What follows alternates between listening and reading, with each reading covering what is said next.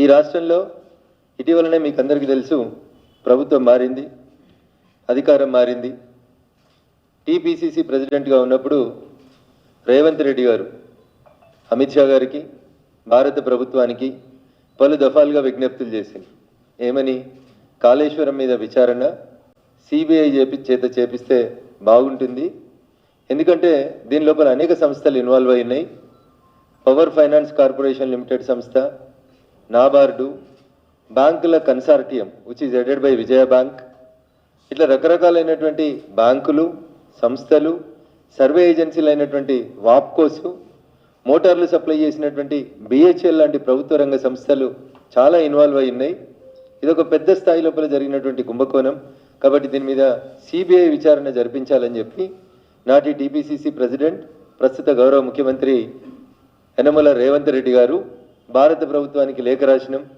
అమిత్ షా గారు చర్య తీసుకుంటలేరు, మోడీ గారు చర్య తీసుకుంటలేరు, కాబట్టి బీజేపీ బీఆర్ఎస్ ఒకటి అని చెప్పి ఎన్నికలప్పుడు బాగా ప్రచారం చేసి ఒక పర్సెప్షన్ డెవలప్ చేసి అధికారంలోకి వచ్చిండ్రు మిత్రులు రేవంత్ రెడ్డి గారు. అధికారంలోకి వచ్చిన తర్వాత కథ ఉల్టా తిప్పి ఉల్టా చోర్ కొత్వాల్డా అంటే అన్న రీతి లోపల ఈ ఇన్వెస్టిగేషన్ని, ఈ కాళేశ్వరం కథని కాంగ్రెస్ పార్టీ కంచికి చేర్చాలనుకుంటుంది. అందుకనే ఈరోజు భారతీయ జనతా పార్టీ కార్యదర్శిగా, దుబ్బాక మాజీ శాసనసభ్యునిగా కొన్ని ప్రశ్నలు కాంగ్రెస్ పార్టీ మిత్రులకి రాష్ట్ర ప్రభుత్వం ముందు ఉంచాలనుకుంటున్నాం. మేడిగడ్డలో పిల్లర్ గుంగింది, పేపర్లన్నీ రాసినాయి, తెల్లారే సెంట్రల్ ఏజెన్సీస్ వచ్చి ఇన్వెస్టిగేషన్ చేసినాయి. 3 రోజుల తర్వాత రేవంత్ రెడ్డి గారితో పాటు కాంగ్రెస్ పార్టీ భవిష్యత్ నాయకుడు అని చెప్పుకుంటున్నటువంటి రాహుల్ గాంధీ గారు మేడిగడ్డను సందర్శించారు. మేడిగడ్డను సందర్శించిన రోజు రాహుల్ గాంధీ గారు రేవంత్ రెడ్డి గారిని పక్కన పెట్టుకొని ఆ మేడిగడ్డ అనేటువంటి రిజర్వాయర్ మీద నిలబడి వారు మాట్లాడిన మాట, కేసీఆర్ అంటే కాళేశ్వరం కరప్షన్ రావు అని చెప్పి మాట్లాడినారు. ఇది నేను చెప్తున్న కవిత్వం కాదు, రేవంత్ రెడ్డి గారు చెప్పిన కవిత్వం కాదు. వారి నాయకుడు గౌరవనీయులు రాహుల్ గాంధీ గారు మేడిగడ్డ అనేటువంటి కట్ట మీద నిలబడి మాట్లాడినటువంటి మాట, కేసీఆర్ అంటే కాళేశ్వరం కరప్షన్ రావు అని చెప్పారు. ఇదే రాహుల్ గాంధీ గారు అదే మేడిగడ్డ దగ్గర మీడియా మిత్రులతో మాట్లాడుతూ ఏం చెప్తుందంటే, ఇదే పేపర్లో రిపోర్ట్ అయినటువంటి వార్తనే చదువుతున్నాయి, ఇది నా సొంత కవిత్వం కాదు. ఆ రోజు వారు ఏం చెప్పిందంటే, కాళేశ్వరం ప్రాజెక్టు పేరుతో కేసీఆర్ 1,00,000 కోట్లు దోచుకున్నారని, తాము అధికారంలోకి వస్తే ఆ సొమ్మును వసూలు చేసి ప్రజల బ్యాంకు ఖాతాల్లో జమ చేస్తామని చెప్పి రాహుల్ గాంధీ స్పష్టం చేశారు.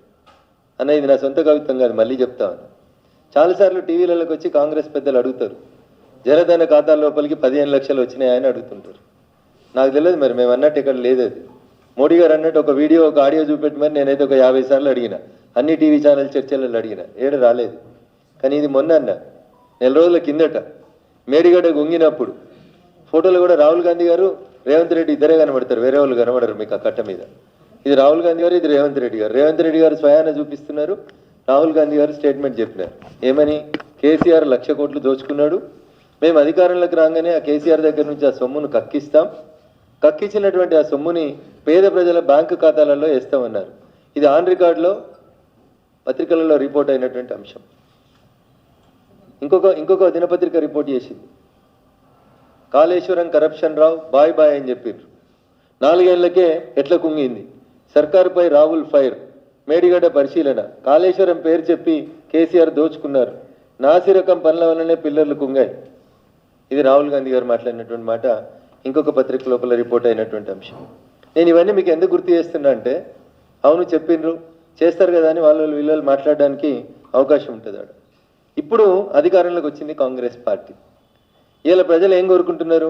కాళేశ్వరం ప్రాజెక్టు మీద విచారణ జరగాలి, తిన్నటువంటి పైసల్ని కక్కియాలి, పేద ప్రజలకి భారంగా మారినటువంటి కాళేశ్వరం ప్రాజెక్టు విషయం లోపల సిబిఐ విచారణ జరగాలని తెలంగాణ సమాజం అంతా కోరుకుంటుంది. సిబిఐ విచారణ జరపడానికి 3 మార్గాలు కనబడతాయి.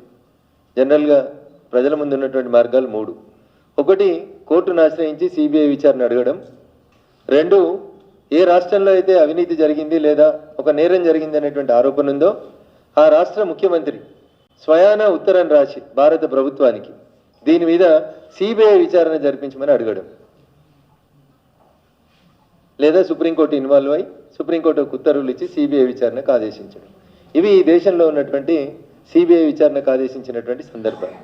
నేను ఇలా కాంగ్రెస్ పార్టీ టీపీసీసీ ప్రెసిడెంట్గా కాళేశ్వరం అంటే వాళ్ళకి ఏటీఎం అని చెప్పి రాహుల్ గాంధీ దగ్గర నుంచి రేవంత్ రెడ్డి గారి దాకా మాట్లాడిండ్రు కదా. నేను ఇలా ఒకటే సూటి మాట్లాడుతున్నా రేవంత్ రెడ్డి గారిని. చాలా విషయాల లోపల మీరు సమాచార హక్కు చట్టం కింద సమాచారం తెచ్చుకుంటారు, మీ దగ్గర చాలా ఫైళ్ళు ఉంటాయి, చాలా ఇన్ఫర్మేషన్ ఉంటుంది అని చెప్తారు కదా.